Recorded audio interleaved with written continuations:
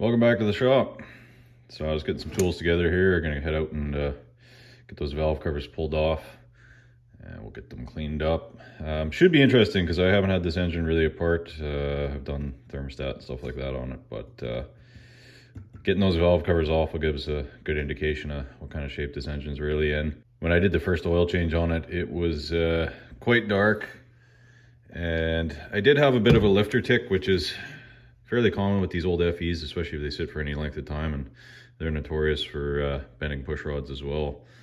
So I'm not big on using oil supplements or any kind of additives, but based on some reading and a couple other channels that I follow, I was told this here's the ticket for these old ones.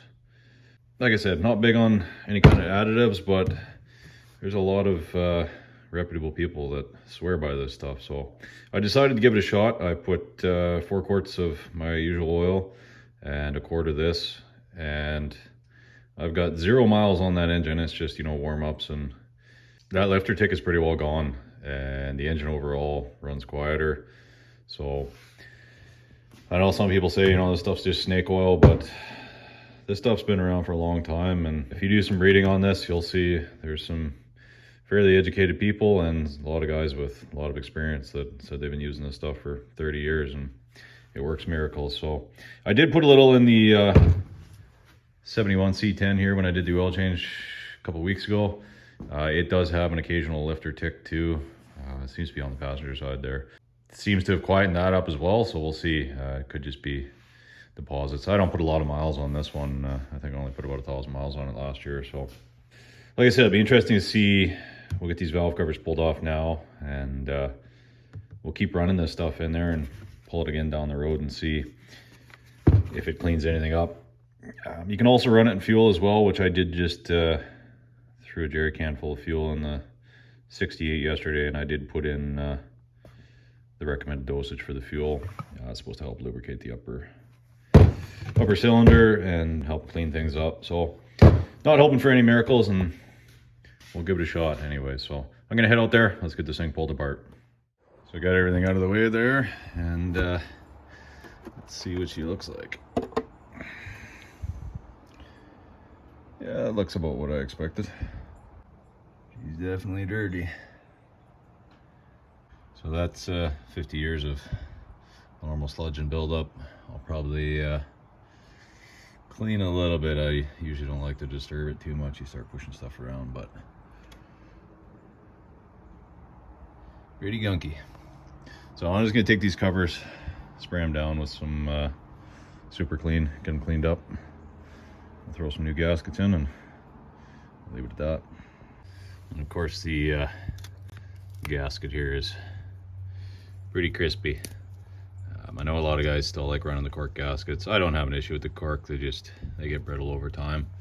So I prefer running the rubber gaskets. They're a little bit more expensive, but they're nice too. If you glue them to the cover itself, then you can pop them on and off and get a few uses out of them. So this will at least be easy to clean off. So similar to the last video, we'll go through and just scrape out heavy deposits. I'm just using the these orange plastic Richard scrapers that I mentioned in a previous video, and scrape the gunk out of here, take them outside and soak it down with some super clean. Any of you that are new to this, you might be alarmed by this white milky substance, but this truck hasn't been on the road in probably close to 5 years. It's just moisture buildup, especially here in the West Coast. If the truck hasn't had a chance to get on the highway and get a good hot run, you will get condensation inside the covers. So nothing to be too alarmed about. You just don't want to see it in your oil pan, because I think you know what that means. So I get this one cleaned up.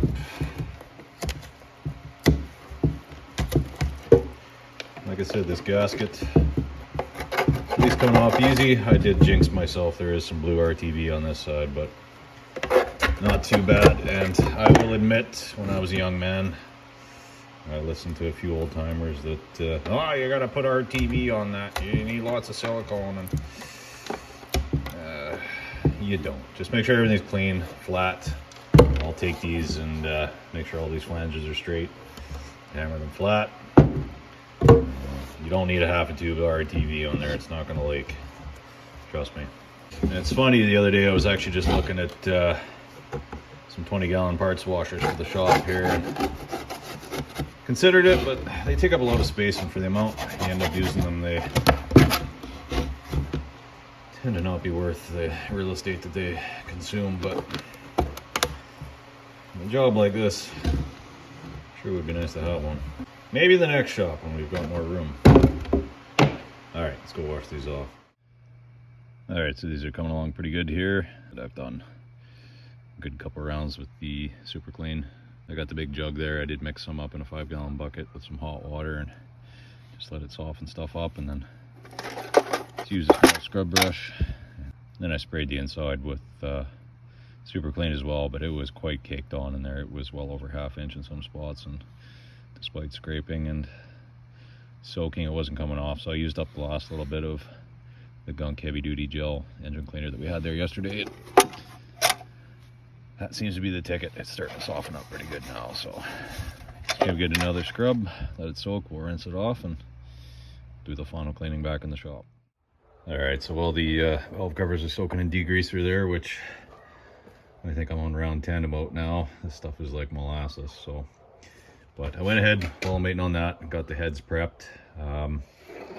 My system for doing that, and I'm sure some guys won't agree, everybody's got their own way, but I go through first with a sharp razor blade scraper, use a new blade, go through, get all the big chunks off, any remaining gasket material, and then to get the last little bit, that's where the different opinions come in. I typically will use some 3M 320 grit wet or dry, and some brake clean. Some guys will use Scotch-Brite. I don't like using those because if you've ever used those in the sunlight, they kick out a ton of fibers and abrasive, and it'll end up down in there, which is what you're trying to minimize. But there's no real easy way to get these perfectly clean, especially on an old engine like this, without using some sort of abrasive. Some guys who use a die grinder with the 3M surface conditioning pads, which I've got some of those here, but same thing. They're quick and easy, but you're flinging stuff all over the place. So use a good quality wet or dry paper. Like I said, I use the brake clean, you know, kind of in between to clean all the grease and oil residue, and it'll also, you can spray it on the paper there and it'll unclog it. At the end you should have a fairly nice finish. I mean, these heads have been on this truck since day one. Anyway, so that's what I do, and then I've also got my shop back here.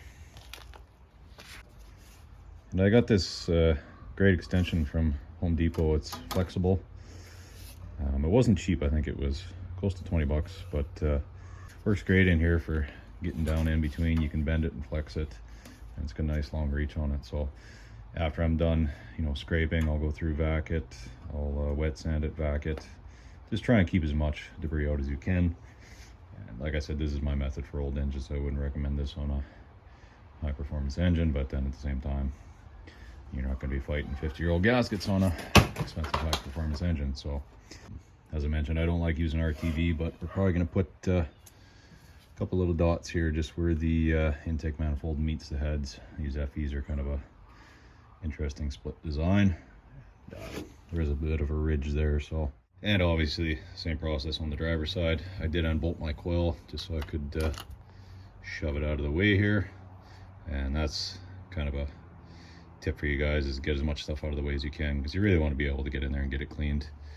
Good enough ain't good enough. You want it to be clean, so we're not fighting any more leaks, because that's the whole object of what we're doing here. So let's go take a look at the valve covers, see how they're coming along. Okay, so I got these cleaned up decently well, good enough for what we need. Got most of the sponge out of the inside there. I'm gonna give this another wipe down, just make sure we get all the silicone, the remnants off. And then what I like to do too is take a straight edge go around and check all the bolt holes. Make sure somebody hasn't over torqued them at some point. This one actually looks good. The other one was a bit warped there, so I just took my dolly. It's got a nice flat side on it. Stick it in behind it. Got a little roll out there. Give them a good whack, flatten them out, and that'll help prevent any leaks. But I said we're not going to paint these. We're going for the patina look on the truck anyways. And I always think it looks kind of odd if you're going to start painting valve covers, air cleaner, you pretty much got to detail the whole engine bay. It's just cosmetic, but that's just me. So we're going to leave this for now, and then when that engine does get full eventually, we'll do a full engine bay detail and painting everything up nice. And I'm going to stick with these old school covers. I really like these. Definitely give us the look we're going for. So we'll go ahead and throw our gaskets on here now that everything's prepped. I like Fel-Pro, especially the rubber. It's the way to go. That's the part number there for the FEs. Despite the fact that it says that, we will stick these on there. Some guys prefer to put a little bit of adhesive on here to hold the rubber in place. These ones have the little tabs that clip in, so you don't have to worry about as much. And the way they're spaced out between the bolt holes, it shouldn't slip on us. So get these installed. All right, so I was having a bit of issue. These gaskets are kind of doing the old scallop routine here. So I just put on a light coat of good old aviation former gasket, and that'll just hold the gasket in place and keep it from slipping around while we go to install it. So just waiting for this one to tack up a little bit more here. Once that's stuck on there, we'll go fire this one on. All right, so we got everything back together. Got all our bolts snugged up. We'll check them again tomorrow. Probably let it run for a bit. With these, I typically just use my little quarter drive ratchet and just choke right up on it and just snug. Don't need to go full gorilla on these. If you do, you'll end up having a leak. You can always snug them up afterwards. These are the cheaper gaskets. The ones I put on the 71 actually have little sleeves inside, so that you basically tighten them till the bolts bottom out. And you can't over torque them, but those are a little more expensive, and I didn't want to fork out the money for those on this. So I just got the air cleaner over at the shop there. Just going to wash that off, get it all tidied up, and it's looking a little better. I was going to start tackling this today, but I got a few other things to do here, so I think we'll come out tomorrow morning, drain the rad, and start pulling all the stuff off the front here so we can get water pump out and yank that timing cover. So one other thing I wanted to mention was the 3M paper. I mentioned earlier that I use the 320 for doing prep. My suggestion to any out there is buy good quality sandpaper. Years ago, Princess Auto had a deal on this big pack of sandpaper. It seemed like a great deal. It was like $5 for big assorted pack. Stuff was absolute garbage. Every time you'd sand, all the grit would fly off and end up everywhere. So you don't want to be using something like that for cleaning heads and that on a valve cover, because it will get in where you don't want it. So buy good quality stuff. That's just my opinion, but it's really not that much more to buy the 3M stuff. You can get these little packs. You can also buy it in the big full sheets. And I just find that the abrasive really stays on there and you don't have to worry about it getting everywhere. Like I said, that's my deal, is using sandpaper. Some guys will cringe to that. And on an old engine like that, that's a risk I'd be willing to take, but don't be doing it on one of your fancy LSs or whatever it is you guys are putting in.